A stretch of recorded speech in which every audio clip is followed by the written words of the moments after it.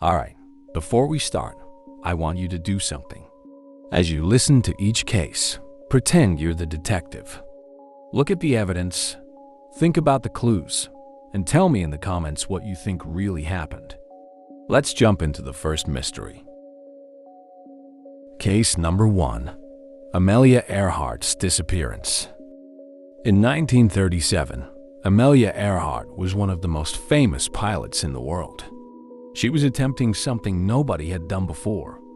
Flying around the globe, everything seemed to be going according to plan until she and her navigator, Fred Noonan, were approaching a tiny island in the Pacific Ocean called Howland Island. During her final radio transmissions, Amelia reported that she couldn't find the island. She said they were running low on fuel and flying along a specific navigation line, trying to locate it. Then, silence. No distress call. No wreckage. Nothing. The US launched one of the largest search operations of its time, covering thousands of square miles of ocean.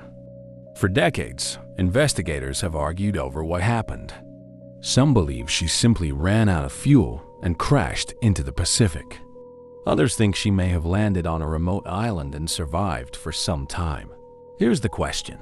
If Amelia was so close to her destination, why has nobody found her plane for sure after all these years? Case number 2. The D.B. Cooper hijacking. November 24, 1971. A man dressed in a business suit boarded a flight from Portland to Seattle. He called over a flight attendant and calmly handed her a note. At first, she ignored it. Then he leaned in and said, "You better read that. I have a bomb." Inside his briefcase were wires and what appeared to be explosives.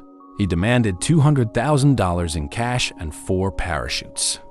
After the plane landed, authorities gave him everything he asked for. Then came the unbelievable part.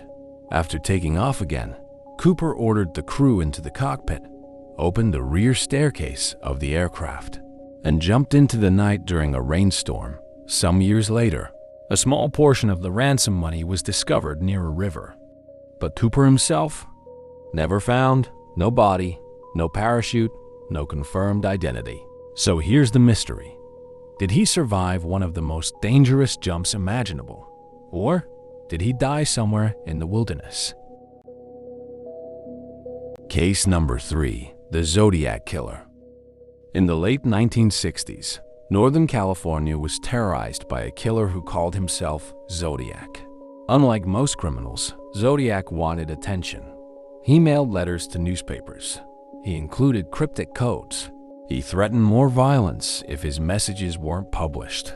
Some of the ciphers were eventually solved. One chilling message began with the words, "I like killing people."